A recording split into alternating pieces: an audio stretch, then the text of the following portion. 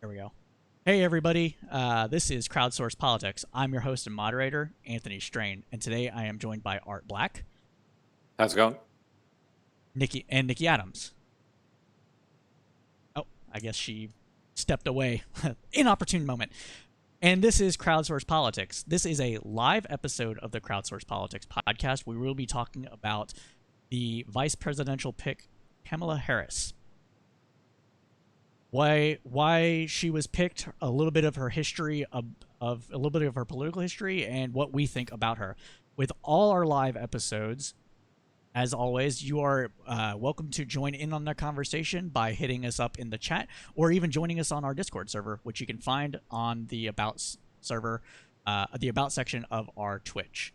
Without further ado, let's go ahead and start the show.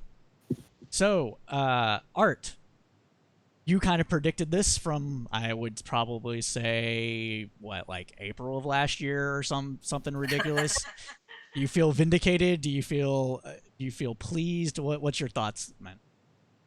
Well, first off, just for all of you listening at home who now have to get used to this, it's comma la, like COMMA, like when you have it in a sentence to separate some words. So there's an interesting thing going on right now where people are intentionally mispronouncing her name, like Tucker Carlson, who will say Kamala, and it's just a silly thing. And obviously, it's uh, not in common parlance as far as all that, but we all got used to Obama pretty quickly. So I think that it's three syllables, people. Like I realize that it's not a standard Christian name, but you really we got to drop the Kamala thing, and it's So, it's just it's rude. So, can you pronounce it again for those of us that are hard of hearing? it's Kamala, like a Kamala. comma, like in a Kamala. sentence. Got So, it. and you pronounced it correctly, coming into it, but uh, it's just a little pet peeve. But like people act like if a name isn't like John or Janet, that they're just like, "But I could possibly pronounce this correctly." Like it's not even tonal. Like it's just three syllables. You guys can do this. I believe in you. So that's Well, all. at least someone does.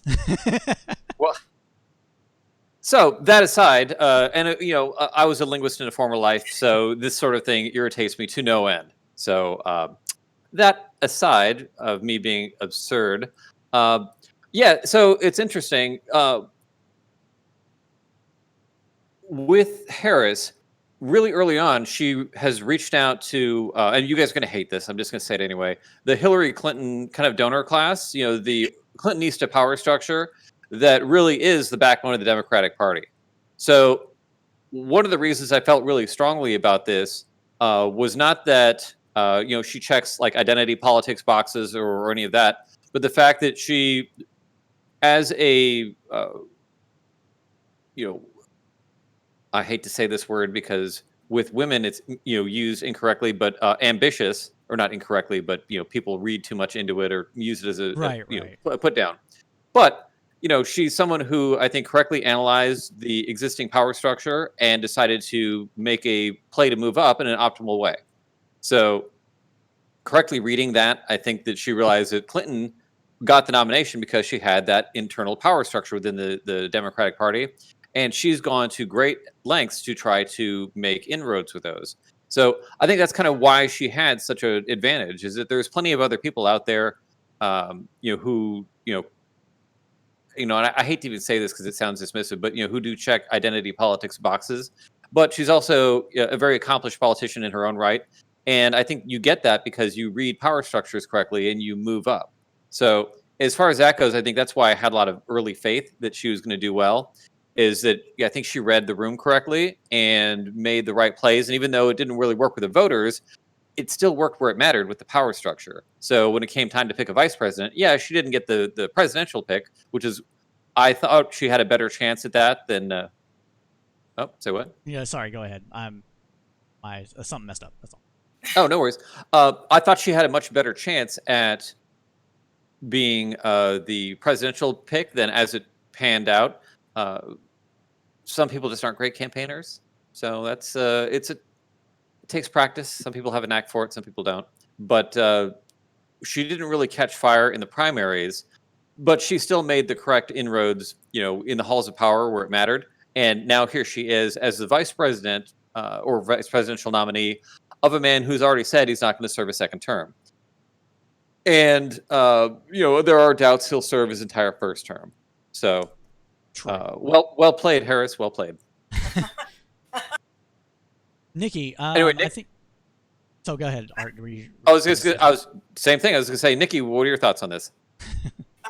First of all, I and I am here, by the way. I must have hit a mute button or something. Sorry, technologically challenged. I was disappointed at how quickly she ended up at the end of the line as in her presidential race, and I think that had a lot to do with how badly her campaign was run. But even at that, she was 19 points ahead. I mean, she was at 19 points when Sanders and Warren were at like 9 and 12 or 11 and 12. So I think what killed her hopes for president was the attacks that she dealt with from all fronts. And I'm sad that she ended up having to drop out. But I think she's an incredible VP candidate. And as you said, Art, that she is going to be our nominee in 2024. And I'm really excited about it. Yeah, I would very much agree with that as well, Nikki, that she is definitely going to be the nominee in 2024. Unless, somebody makes Biden into some sort of weird cyborg or something. Even more so than now. Yeah, even more so than now. Ain't that the truth? But I think that we need to talk a little bit about her history going in, of if she's going to be the Democratic nominee in 2024, or knock on wood, Biden somehow kicks the bucket or whatever between now and then, becomes president, steps in and becomes president. Should talk about kind of like what her political evolution was, if she's always been moderate, if she's been progressive, that sort of stuff in that regard, and kind of like why maybe progressives don't like her while moderates do, and if that should be the case. Nikki, you did a good amount of research on this topic, as the rest of us had. What are your initial thoughts about her record?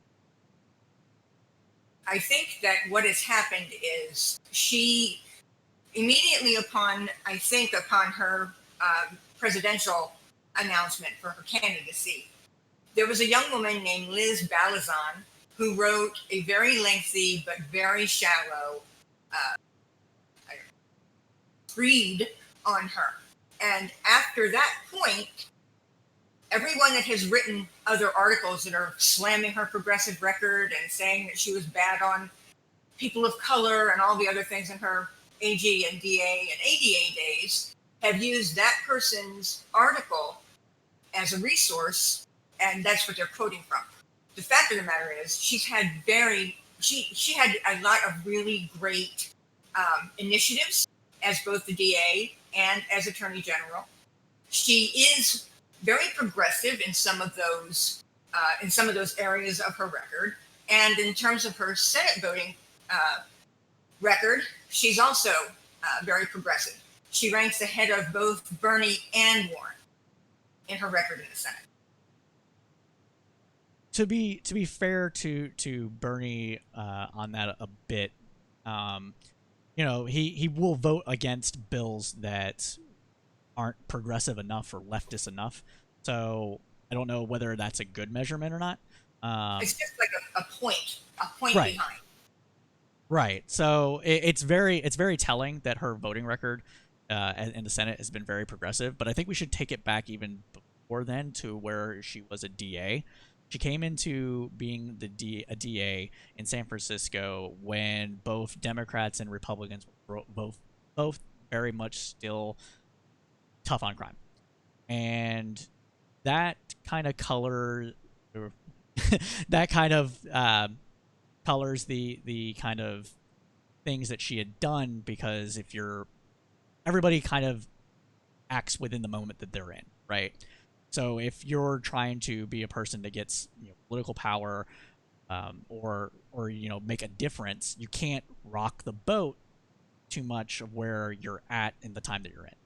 So I think we should talk about a little bit about that. One of the, I think, the biggest things that people talk about with Kamala Harris's record as a DA is the truancy law that or the truancy court thing that she had implemented.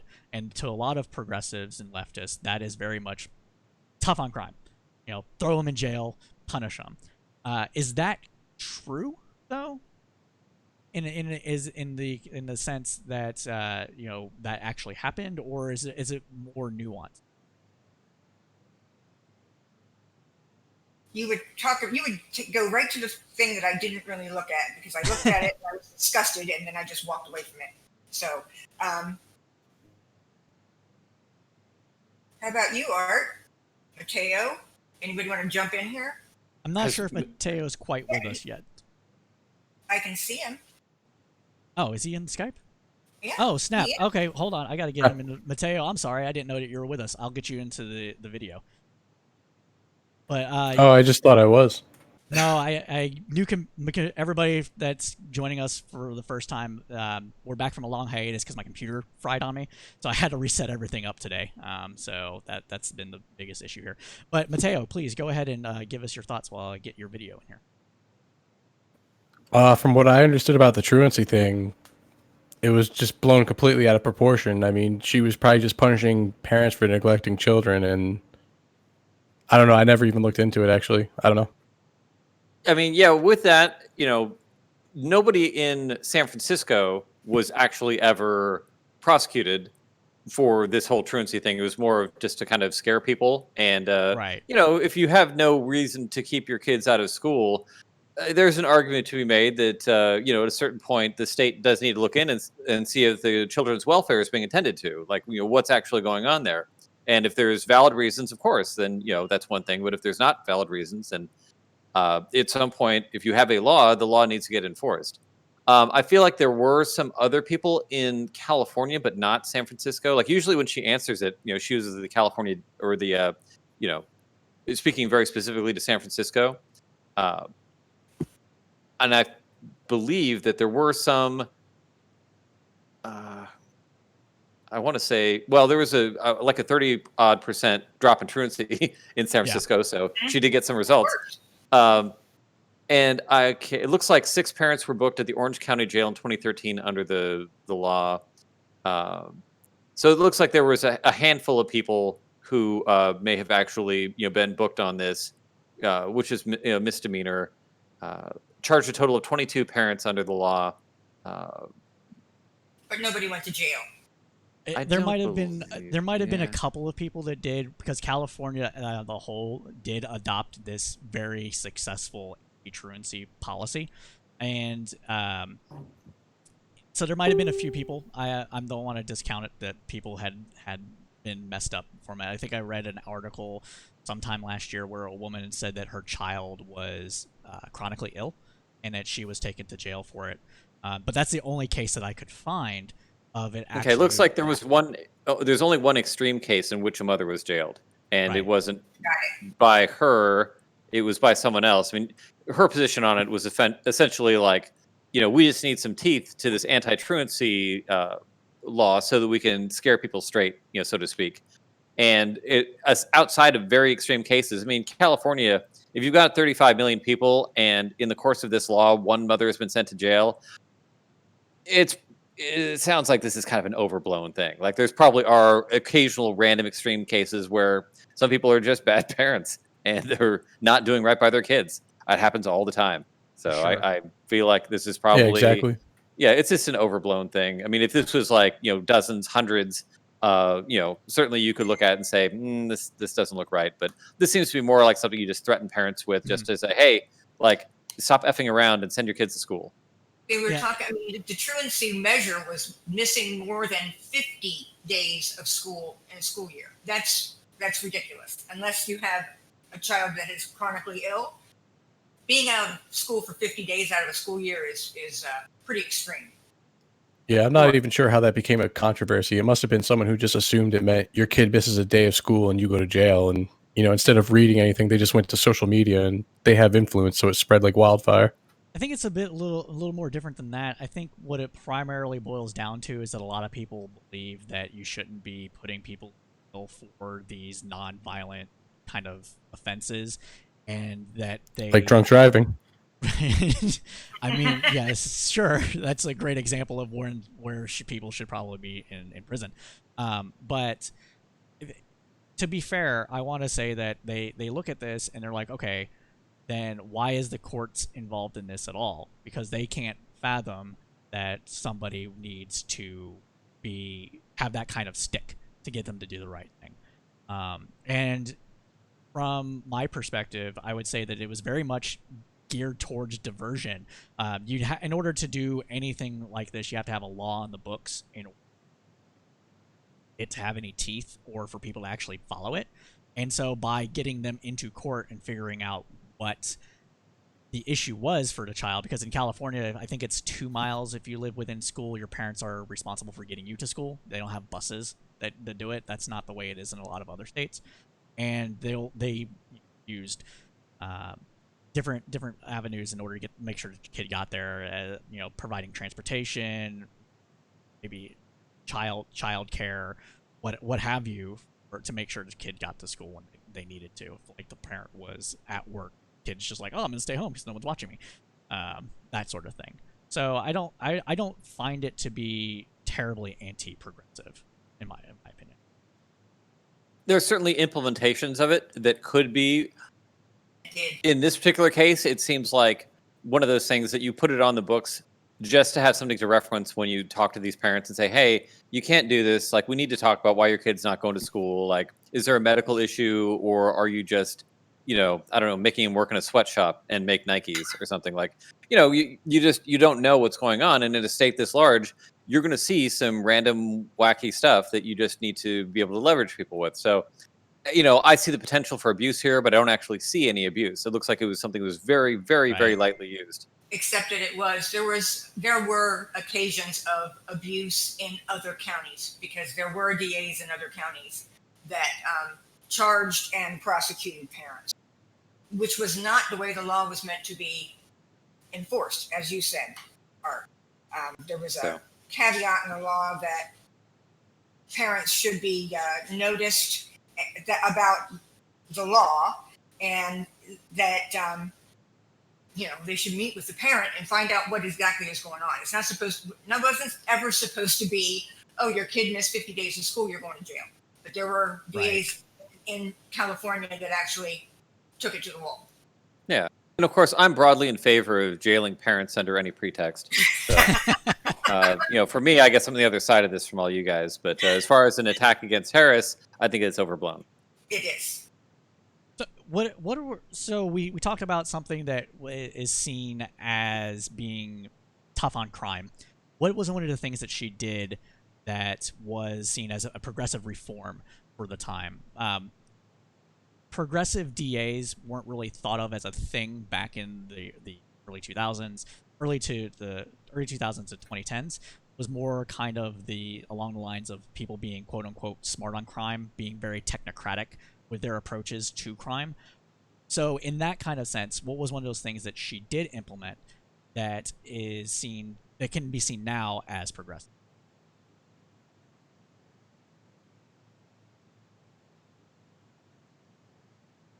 I mean, I can go on, but okay, that's awkward. Well, I mean, you're talking about, like, her being the cool prosecutor that lets people slide if they are being unjustly targeted by unfair laws or whatever. I don't know that. I mean, she exactly has that reputation so much. I mean, she was, from what I understand, more of a kind of a hard nosed,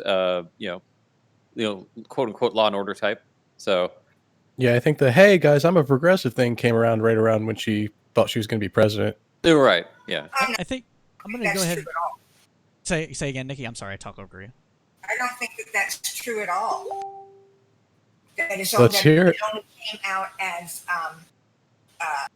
because she was running for president.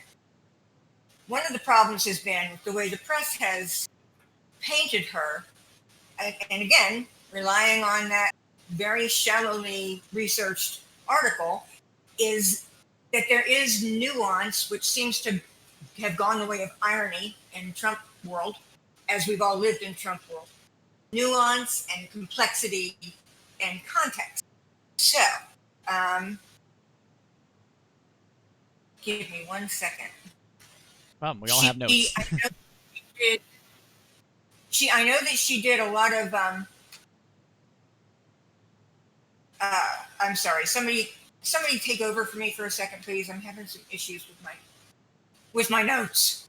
Sure. So I was going to say, as far as Harris and progressive and all that, like one of the things that people have is like a misconception about California is that because it's a blue state, it's like a hardcore liberal lefty state, and really, it's not. Like there's a very performative kind of a liberal, I don't want to say virtue signally kind of a vibe here, but in many ways, this is kind of a conservative is the wrong word, but let's say pro efficiency. Technocratic. Sometimes technocratic in a very kind of aggressive way, where your average citizens here actually do care about things working well, things working efficiently, crime being handled, property rights, things that are in a more left-leaning society, I think viewed differently. And out here, people expect, the quote unquote trains to run on time. So, people that have the right social values, but they're also hard-nosed as far as, the nuts and bolts of government or business or what have you. We do expect things to work out here. And we expect, in some cases, kind of a heavy hand to make sure that they do work. But we'd like to make sure that it has a nice kind of a soft, socially conscious, environmental kind of a sheen to it. So, I think that people should take caution in looking at California as saying, well, she's from that deep blue state. Obviously, she's a Marxist. And, this is not really, borne out in reality. This is just, that's not how California is. We're in a lot of ways a very conservative state with a very liberal kind of a coating around us. So on that point, I think there's two things that we should probably mention then in that regard. Is that the first thing is that California actually created one of the first, if not the first, open quote unquote open justice initiatives, where it gave a lot of its criminal justice data. So things like where shootings happened, how many times the police interacted with somebody, or not anything with public identifiable information, say, but the stats themselves, the meta stats. And that was something that allowed justice activists and other people to be able to dig down deep into the data that made up the California justice system and find issues. And then another thing that she did was it was a program called Back on Track. And Back on Track was basically a diversion program where it took somebody that was a first-time drug offender to include low-level dealers and got them back on track by making sure that they had a GED and then helping them with job placement, or at the very least, getting them in touch with services that do help in that. So I think those are two things that would be seen as pretty progressive for the time, but now people are expecting to be standard practice. Yeah, now that seems very like educating criminals or felons, whatever that's pretty, or it should be standard. I would hope it is. I mean, if these people have so much trouble getting into the workplace after they're released, you might as well help them along. Well, but to be clear though, this was before they would go in jail. So instead of jail time, these people would be paired with social services in a way that would help reduce recidivism and take them away from the justice system and put them more back into being productive members of society. Before they were offenders, or before they were like penalized? Rather than going to prison. Oh, okay. It was a diversion program.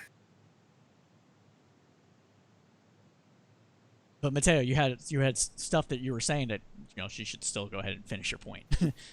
I was gonna say, from what I could tell, the most progressive thing was pretty much she took like California's 3 strike laws, and instead of allowing non-violent felonies to count towards that, like she made it only violent felonies. That was as close as I can come to progressivism. Yeah, that particular program itself was more geared towards rather than charging somebody with a nonviolent crime that would include that would trigger the 3-strike rule. The district attorneys just wouldn't prosecute. So, I think that's a very, very fair point about that as well. And then one other thing that has become standard practice now, but at the time was not, was that she was the person that introduced first statewide agency that required body cameras for police officers. And that was revolutionary at the time. We're talking, 2009-ish or so. So, this is something that came out of the Black Lives Matter movement. Well, she was there before that was a thing. One Yeah, of the that's good. things that- That's a good one, actually. Say again, Sorry. Nikki? One of the things that you see in the negative press is about a drug lab issue in San Francisco. Do you guys see anything about that when you were researching? Yeah. I did not. Okay. The San Francisco Police Department ran a crime lab. And as it turned out, there was a lot of corruption in the crime lab. When she was AG, a judge sort of blamed her for the fact that this crime lab crime was uncovered, and it resulted in the dismissal of over 1,000 drug cases. That was not Kamala Harris, though. That was the San Francisco Police Department. So I just want that kind of Okay. out I there. mean, even if that was her, though, that's still a good thing, right? Just because That it she's the came one who out. uncovered impropriety doesn't mean, I would consider that a good thing. Right. Oh, that's a good point too. Is there any other particular points that anybody wants to hit on before we move on to her stint in the Senate and presidential campaign before we start pontificating about whether or not this is Well, just to kind of touch on the moment itself, we have the Black Lives Matter protests and a lot of attention being paid towards policing. So picking Harris is an interesting kind of a subtextual message that Biden is sending as well, because she's, for lack of a better term, a cop, and not in a kind of a like the cool cop who lets you slide way, but I mean, she has a good record as somebody who enforced the law pretty efficiently. So not really in any extreme, as far as being like Bull Connor, and certainly not being Santa Claus who's giving the store away. So it's a weird record for Trump to kind of come in and say, oh, they're pawns of Antifa, and they're they're going to hand the country over to I don't know. The Weather Underground or whatever, like the whatever weird attacks they want to come up with. Biden kind of wrote the crime bill '94. He Right. does not exactly soft on crime, and if anything, Harris is a little bit too tough for your average Democrat, as far as like people who think of themselves as progressive or the Bernie wing or what have you. Like they look at her and they're kind of intimidated. It's not what they were hoping for, let's say. So it's an aggressive move, and she did magically become a lot more progressive for a little while when she started running for president. So it looks like she's not an ideologue of any kind. I mean, she's certainly open to seeing which direction the wind is blowing, let's say. But she doesn't have a record where you can really go after her and say that she's soft on crime. So it's a very interesting play that Biden and the Democratic Party is running here, which doesn't leave Trump much room to attack, as far as them being this, pro-anarchy. I mean, Biden himself was just saying, arrest the anarchists, lock them up, as though anarchy or being an anarchist itself was a crime.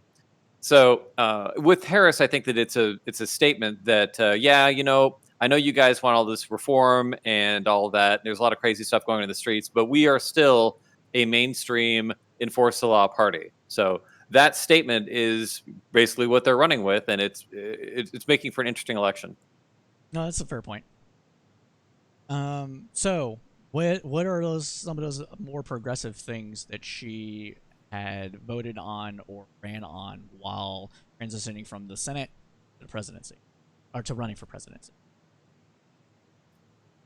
Didn't she want to get rid of private it's such bullshit. She didn't want to, but get rid of private health insurers or something like that, Yeah, she or signed just on in private health insurance or Yeah, healthcare at all. for about 12 hours. for 12 Yeah. hours, and then she Yeah. backtracked that real Yeah. quick.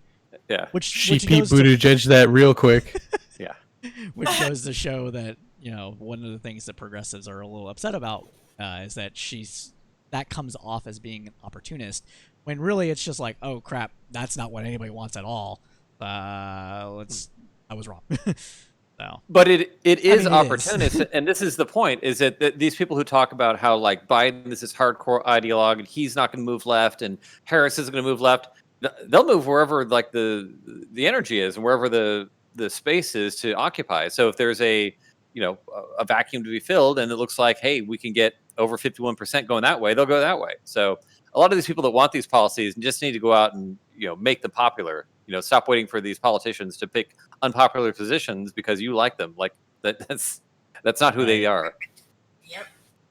I think one of the other things that I saw that she was pushing for was, bring up my notes really quick because a lot of it is that a lot of the stuff that she pushed for was criminal justice reform, both while in the Senate and running for president.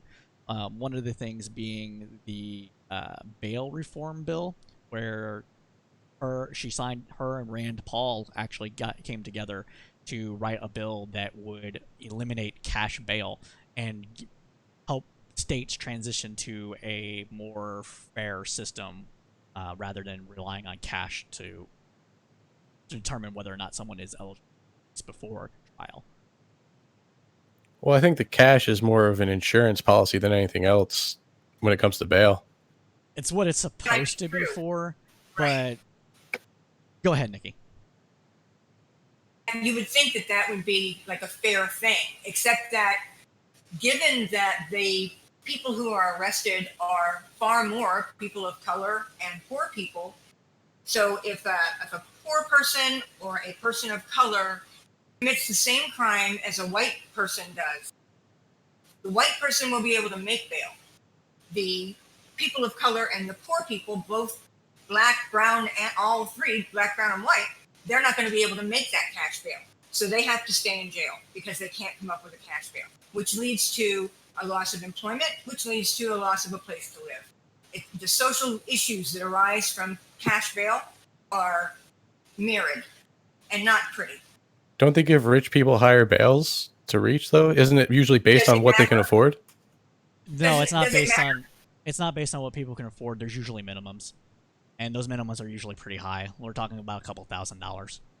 Well, they should raise them instead of just get rid of them. I mean, it sounds to me like rich people are getting away with something they shouldn't, instead of just letting everyone get away with it. We should fix the problem. There's minimums. There's not maximums. So so where a poor person might be able to afford maybe $100, that's not what the minimum range is. It's like usually a couple thousand. And I mean, I just don't think it's in our interest to have anybody afford bail. Bail's kind of there as like to kind of keep that from happening. Unless they want to throw that type of money, then yeah, the state will be happy to take it. If we were talking about a system where a trial happens within like a month, maybe, but we're talking people sitting in jail before being tried or before being found convicted for up to 2 years. So. Yep. So if someone's like a risk for running or fleeing or hiding or something, how should we handle that? We should just not even consider bail, or? Well, the way it's being done now is that you use different kind of metrics. So instead of saying how much cash you have and having an insurance policy, you go through and you have like, has this person offended before? Was their offense violent? And you go through this long checklist, and if you check enough of those boxes off, then you're denied bail based on cause of whether the person's likely to cause harm, rather than it being, oh, this person just can't afford it. Art, you did have a point you wanted to break in with. Please go ahead. Yeah, I mean, just to agree with Mateo, they do charge bail more if you have money, but this is often, not a deterrent. It just means that you have people who can afford to pay bail that also pay a lot more bail, and there's a certain logic to that.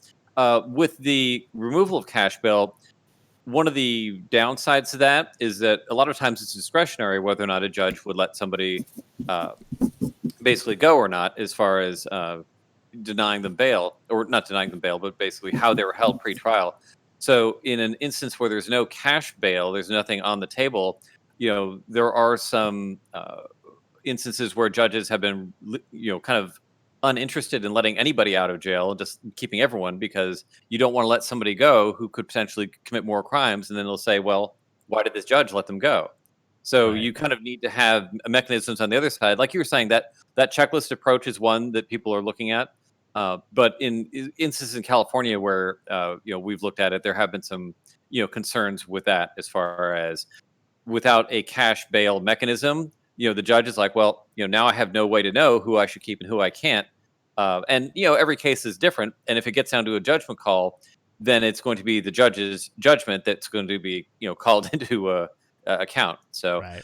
it's a complicated issue, and it gets down to the fact that we have a kind of a mass incarceration system that really likes keeping people in jail, and we have a law and order society that expects it. So Yeah. it's a bad situation. I think that it's a lot more systemic than simply looking at cash bail in isolation.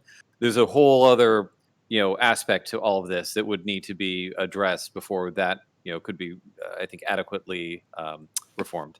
I think onto that point, I think one of the things that someone has mentioned before was the absence of lawyers. There's not enough lawyers to handle all the cases, and so a lot of people are pushed to plea out, because you have a defense attorney, that a public defender that maybe has, like, at any given day 100 cases that they're handling on their own, and you can't give somebody justice if you're handling 100 cases. So people were like, plead out. You're likely going to get found guilty, so just plead out. I got another guy I got to take care of. So that goes hand in hand with that as well. I say it all the time. Like, usually I'll do it like slightly tongue in cheek against like a conservative or something, talking about government needs to shrink.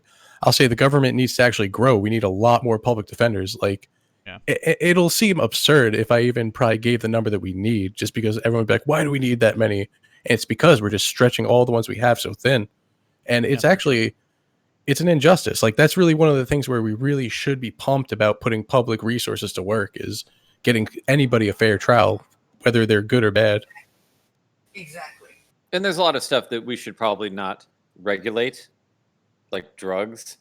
And I think that by changing our justice system, where we had things that don't need to be crimes no longer considered crimes, and then things that could be addressed without jailing people, we address them without jailing people, and kind of block by block go through. And then for those things that are left over, where they probably do need adequate representation, we need to, like Mateo was saying, get a ton of more resources towards that, and not let justice be something where if you've got money, then you have one tier of justice, and if you don't have money, you're basically just steamrollered by the system, which is exactly what happens. And in like the environment that I operate in, I deal with people that have lawyers, and people that have lawyers look at crime or kind of bending the law or what they can get away with, and they look very closely at, well, who am I fucking with? Like, is this somebody that can spend a lot of money on a lawsuit, and maybe I can spend a lot of money on a lawsuit,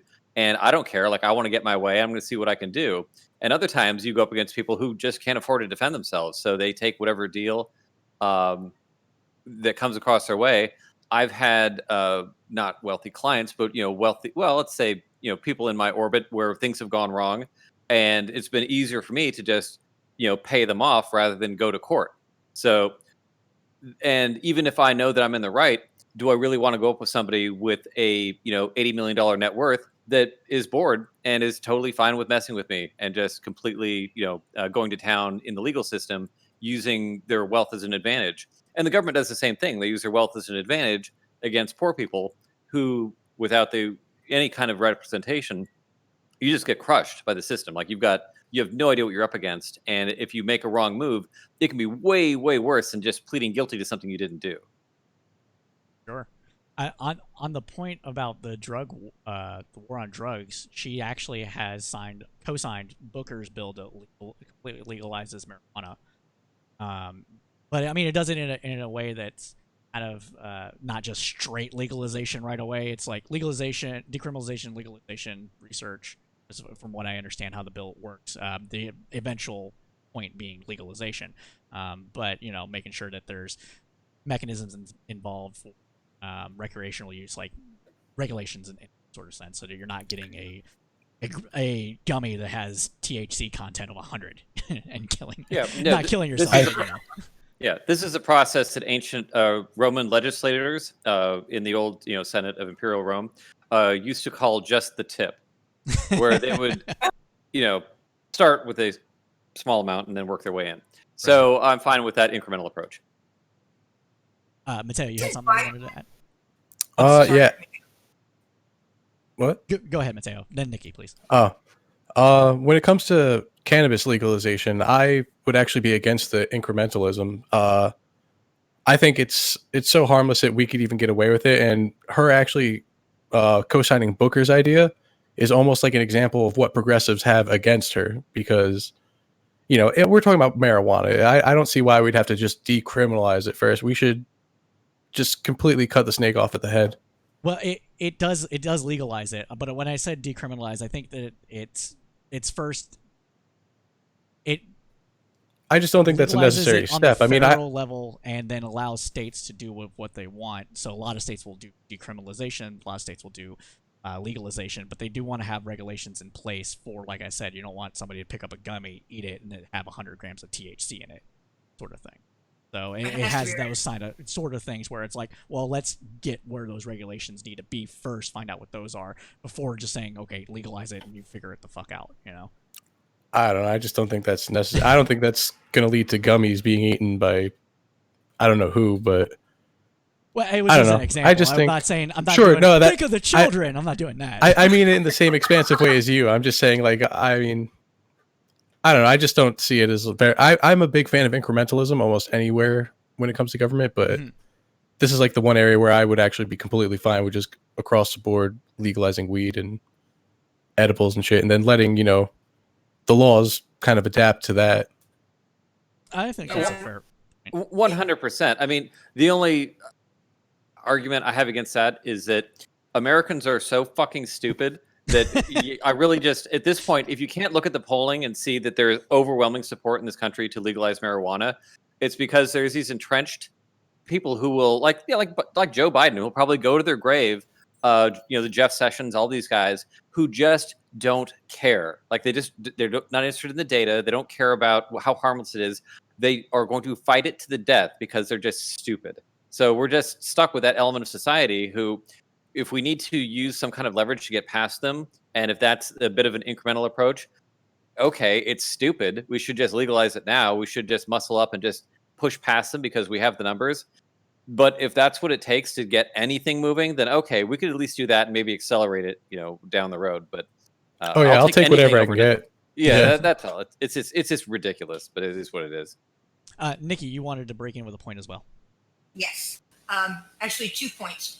If the federal government did just legalize it, I don't know if it's something that they could do with all 50 states. The tax revenue is amazing. I would think that the federal government would get in on that, especially since we are trillions and trillions and trillions and trillions and trillions of dollars in debt. My other point was about drugs and Biden. On the campaign trail, I believe that he said that he doesn't want people who are arrested for low-level drug crimes, possession, and nonviolent things around their drug crimes or drug offenses, that he wants them to be diverted. And rather than putting them in prison, put them in rehab programs and training, which is really about rehabilitation and getting people more healthy. I don't know. I haven't looked at his policies lately on his website. I would hope that that's still the case. I would assume it's still the case. If anything, Biden is moving left, and we can do a whole other podcast on that. Yeah, we could. What are you talking about? He's the most progressive man who's on the primary stage. Said it himself. Progressive candidate, though. Nominee. He really is. But for anybody that's just joining us, this is Crowdsourced Politics. We are a podcast born out of a political debate community on Facebook under the same name. This is a live episode. With all our live episodes, you are able to ask us questions. We'll have answers. You can even join us on our Twitch channel and ask your question on air for the wider community. Be sure to catch us out at crowdsourcepolitics.org. All right, with that said, let's get into the meat and potatoes of what we came here to do. Let's pontificate, people. What do we think that this was a good choice for Biden? And if we do or not, why? I think it was a good choice. I mean, even though she wasn't really polling great during the primary, like from a technician's point of view, it's probably not a great pick. But if you're like looking at this at from maybe like a social point of view, she almost checks all the right boxes for what, just to be really broad, for general or leftists. She's, I mean, as prejudiced as it sounds, a lot of leftists really, really look for something like a woman of color, and she nails both of those. So I think that'll actually get a lot of people energized who really look for that when they look for like a politician these days. Okay, that's a fair point. Nikki, did you want to make another point for this? No. Art can go first, or you can go first. I mean, okay, I guess I'll go. I think Mateo does actually bring up kind of a good point with that. And I hate to say this because a lot of people are like, "Oh, the Democrats only care about ID poll. Leftists only care about ID poll." One, all politics is any politics. Shut the fuck up. There's a lot of truth to that. What they're trying to communicate, there's a lot of truth to. I mean, but there's no doubt denying it. There is a decent amount of truth to it, and in my own circle of activists, I have seen a few people come forward and be like, Harris is a great pick. And I'm like, what? Everything else you've ever said or done in regards to Biden or, any of She's the these kind of other person people. I would like, Yeah, I'm like, what are you talking about? You're so confusing. And she's like, but this particular person I'm thinking of was like, well, she brings a lot of energy. She takes it to the Republicans in a way that I like. And I'm just sitting here, I'm like, who really don't like what she's done. So scratching my head a little bit. I'm like, because she's a woman and black? It's the John Kasich effect. I really hope it's not because of that. I mean, it's great if it's that. I mean, I don't really give a shit. But I'm saying at the same time, like, you would hope that people wouldn't only look for that in a candidate. Especially if we're all pretty... Oh, sorry. Especially if they're avowed, quote-unquote, leftist. Which I am not. I don't care. I think, representation matters, everybody. It truly does. So just to put it out there. But Mateo, go ahead. Nah, I'm not gonna say because it felt right at the time, but now that I think of it, it was just a bad point. Okay. Art, did you want to just? Filters are important. Nikki, could you repeat yourself? Sorry, I said internal filters are important. That's true. Art, did you want to say something? Oh, on Harris being a good pick? Good pick or not? Yeah. Yeah, I mean, I guess there's two ways to ask that. And as far as, is it a good pick for Biden and the Democrats to beat Trump? Yes. I think that it denies them attacking them on their left flank. It's basically a strong centrist ticket. Of course, it doesn't matter who you pick. You could pick, a zombie Genghis Khan, and they'll be like, oh, he's this leftist. He's just a neo-crypto Marxist. Like there's no way to get around it. It's what they're going to say. But as far as like your average voter who's just like not really listening to the political chatter, but just kind of looks at him, is like, okay, well, these people are doesn't seem like Bernie, doesn't seem like AOC. It just seems like your kind of standard Democrats. Now to like the Bernie wing of the party, then I mean they may as well be zombie Genghis Khan, but of the other side. Like they're beyond disappointed that there's no concessions made to the left and Bernie sold out, and this is, well, I know, but there's people that say that and they're upset with how all this went, and I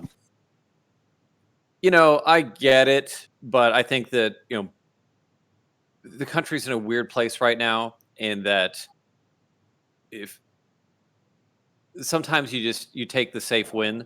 And Harris is the safe win, Biden's the safe win. And I think that the Democrat play, it's a prevent defense, but it's one that is aggressively positioned enough in the middle where it's actually pretty easily piece of terrain to defend.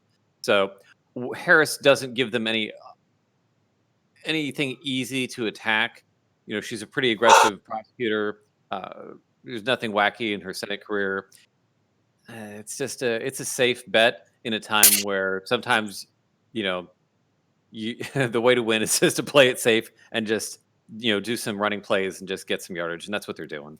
So, Democrats kind of get to have their cake and eat it too, because they could say, "Look how progressive I am! Look how progressive I am!" And then oh, when they get exactly. attacked for being progressive, they're like, "Whoa, hold on, I'm not a progressive," and they're gonna do it back and forth this whole fucking election.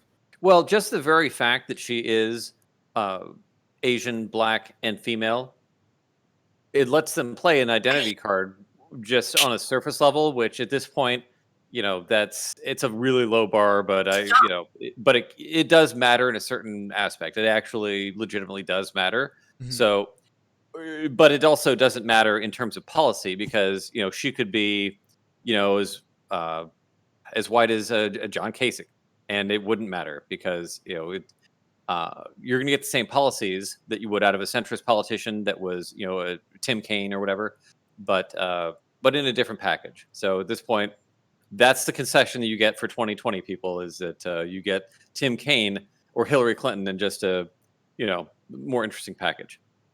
I mean, I don't know the Tim Kaine uh, I don't either. analogy fits her so much. Not because Tim Kaine's kind of as interesting as a white bread, but more because I think that she is, for at least that generation of Democrat, more progressive than not. Now she's not progressive like maybe me, Nikki are, or a libertarian leftist like Art is, but if I butchered your thing, please correct me. But yeah, I don't think she doesn't really fall into those categories, but she does offer some progress forward. And when you're fighting, everybody to like don't make the Hitler comparison, don't make the fascist comparison, but a person that's literally right now trying to steal the election by slowing down mail and putting it out there that voter fraud is like this huge massive thing, and if we let people vote by mail, then you better fight for me, you better take it to these Democrats. I'm like, I mean, that's kind of what you need right now. So I don't know, like, it's one of those things. I think she was a really good choice for a couple of reasons. One is um, she's going to stand up to Biden the same way Biden stood up to Obama. He's not going to take whatever she says and do it, but like Obama, he will get a different side, more things to consider, more ideas, um, and also because she was a very good friend of Beau Biden. They Yeah, worked that's true. together a lot, and I think that makes a difference as well. And I didn't think he was going to choose her, and I didn't remember that they were friends. So I mean, it just makes sense. She's been to their house for dinner. You know what I mean. So I think it makes sense on both of those fronts. I also think, as Art said, it really fucks with the messaging coming from the Trump campaign. Oh, the Death Star. Sorry, the Trump campaign. So I think all around it was a really good pick. No, that's a good point as well. What do you think that she, besides the identity politics thing, what is she, and being a different perspective with administration should Biden win, please God. But what do you think that she brings with her as far as policy, as far as vision to the ticket? She's willing to experiment with progressive ideas. I mean, at the beginning of the campaign, as ridiculous as it sounded when she said she wants to get rid of private healthcare, it did, signal that she was open to going down those types of avenues. Obviously, she overshot it by leaps and bounds, but she's Right. still the intent's there. Her heart's in the right place. It does seem to me that she also has some of a grasp of what progressive want right now in terms of criminal justice reform based on her previous experience. She was this wasn't mentioned, but it's not that should be mentioned, that she did implement one of the first statewide policies for police to actually go undergo unconscious bias training for Right. policing. And so I think she's kind of there on the edges. She's not let's abolish the police tomorrow, fund all these programs, and give the policing job over to the community, like some sort of neighborhood watch association kind of thing. But she does speak favorably about what most people consider to be the quote unquote defund the police mantra, which is, let's be real, it's more like reduce some of the funding, take that funding, then put it into other programs, social programs that actually reduce crime, without a force mechanism, or not force mechanism, but without the kind of police force. I think that's something that she does bring to the table more so than what Biden might think about on his own.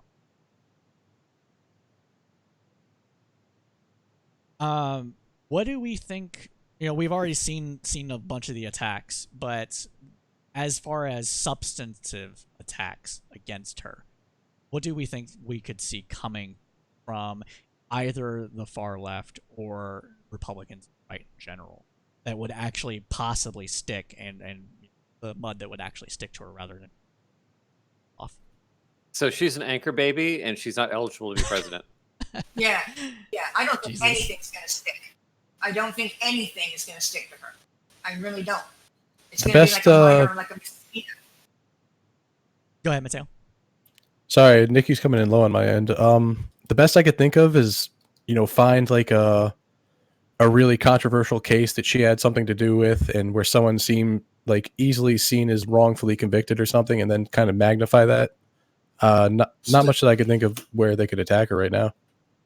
I think that I also agree with that.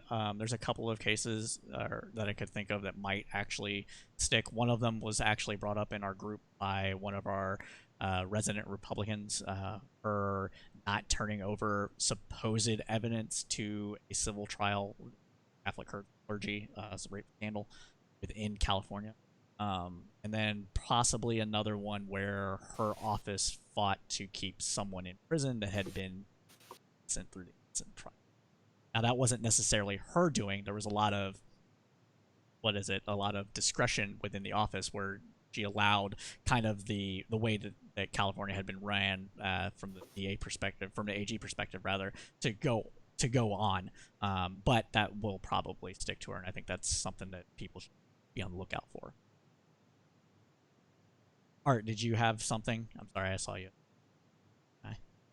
Okay. Do we have any questions from the audience? As I said earlier, all our live shows are call-in or question shows, so feel free to ask us questions, and we'll be happy to answer it.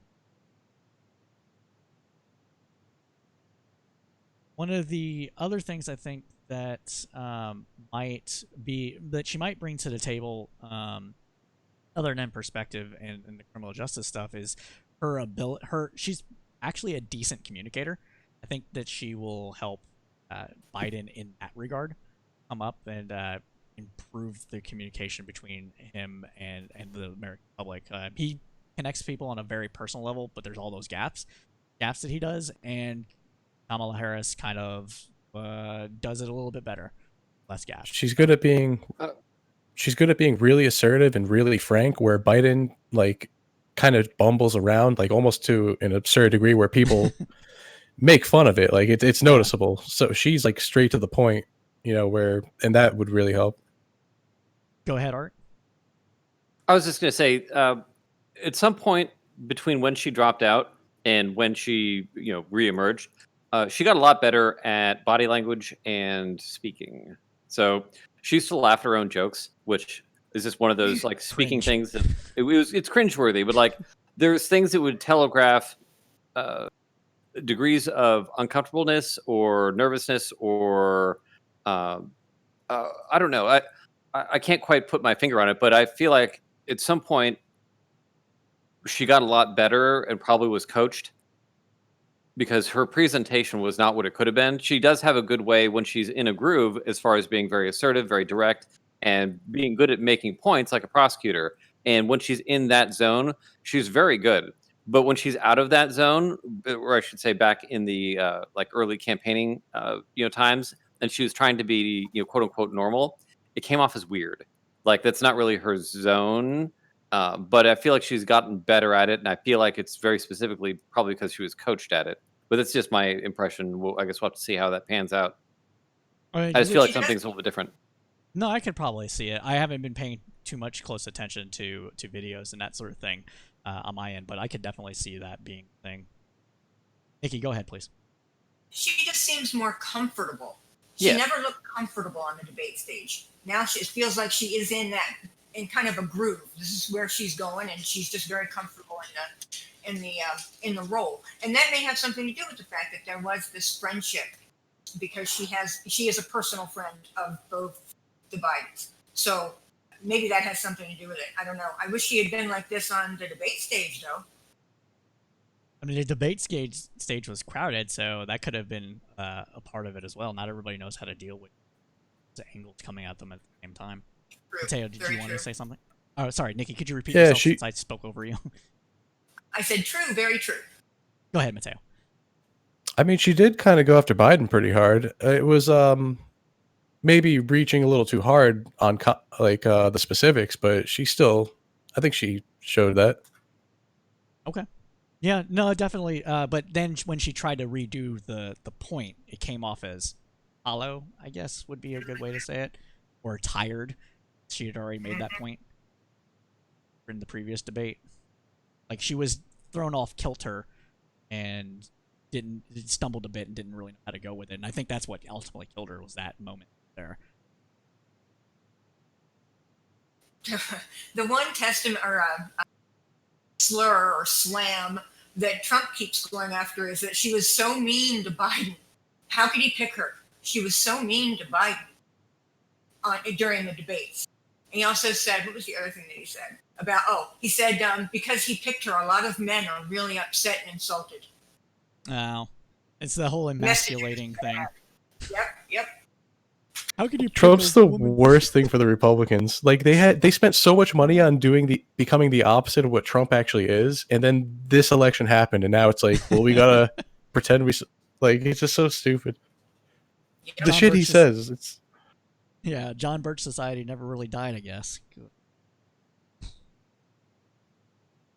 But is there any other? We've been on for about an hour already. Is there any other points that anybody would like to make before we go ahead and wrap this up for our live episode, and that we can continue on with our audience or call it a night? I do want to make one point. I've had the dubious distinction of being involved in conversations with what I would have at one time called Bernie Bros or Busters, and I have been schooled. They are, and it really is a faction, probably 15 of them that I've run across in the last week. They identify themselves as left of Bernie. Hmm. And that, I think we're going to see a lot more of their intractability and some slamming that really doesn't need to go on. It's a feature of the Democratic Party, I think. We are never more hungry than when one of our own is on the menu.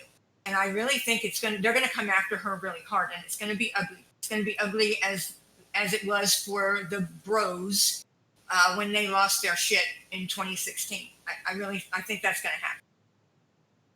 And it's unfortunate.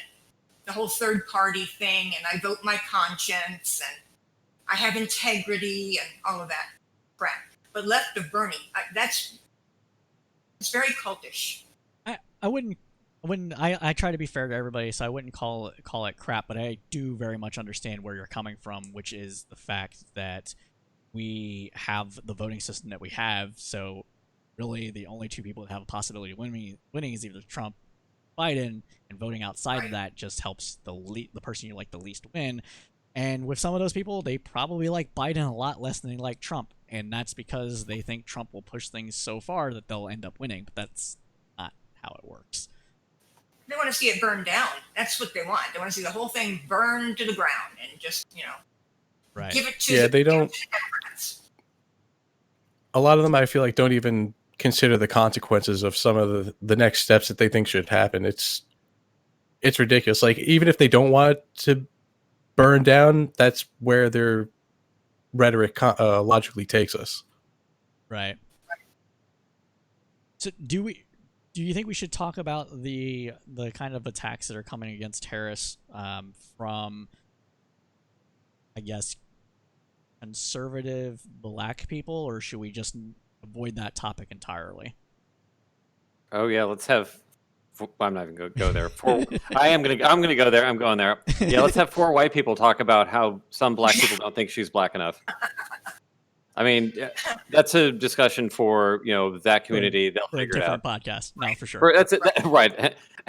Yes, that is a discussion for a different podcast. For us, we can observe it, and it's certainly an interesting discussion on that end. But ultimately, you have 2 options when you get to the presidential tier, and you get to vote against somebody.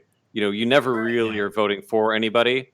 If you really want to affect things and change the world, like all these people that talk about how sacred and special and all that their vote is, what are you doing in local politics? What are you doing in state politics? Like, there's so much that needs to happen. When you get to the presidential and you're aggregating 330 million people, you don't actually get to pick anything. You're really just a counterweight against the worst ideas out there. So between Trump and Biden, you're just getting to say no to whichever one you hate more. If you hate Biden more than Trump and you're a leftist, I would posit that you're stupid. But that is, certainly, up for debate.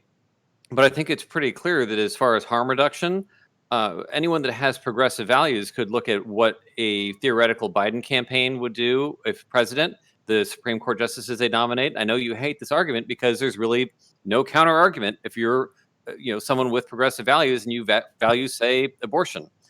If you let Trump pick the next 2 Supreme Court justices, you probably will not have legal abortion in the United States. So you can say it's not fair that I'm getting blackmailed into this, but guess what? That's politics. So you get to make really awful decisions and swallow your pride and do what needs to be done, or you get shipped off to the gulag. So sorry, that's the world we live in. I want to say one other thing too about voting. We not only have to remove him and all of his enablers, their incumbents this cycle, I think it's important that the mandate is very clear, that it's a landslide by humiliating margins. And to me, that's the best argument against a third-party vote or not voting at all. We have to send a message. We have to scream with our vote voices that we're not going to tolerate this again. So don't be coming around here thinking you're going to be president in a country and run it like this asshole has. I think it's really important. No, for sure. Sure. Well, everybody, I think that brings us up to about time. Thank you all so much for joining us. You will be able to catch us here on this channel on the first and third Sunday of every month, where we'll be doing a live episode going over the weeks that were previously to the episode. And you can catch a new podcast episode on the second and fourth Tuesday of every month, where we talk about a variety of issues ranging from what we're talking about now to the war in Libya and modern monetary theory. So please go ahead and hit that like button, subscribe to us on your favorite podcast service, and share us with your friends. As always, keep your head up through the political storm.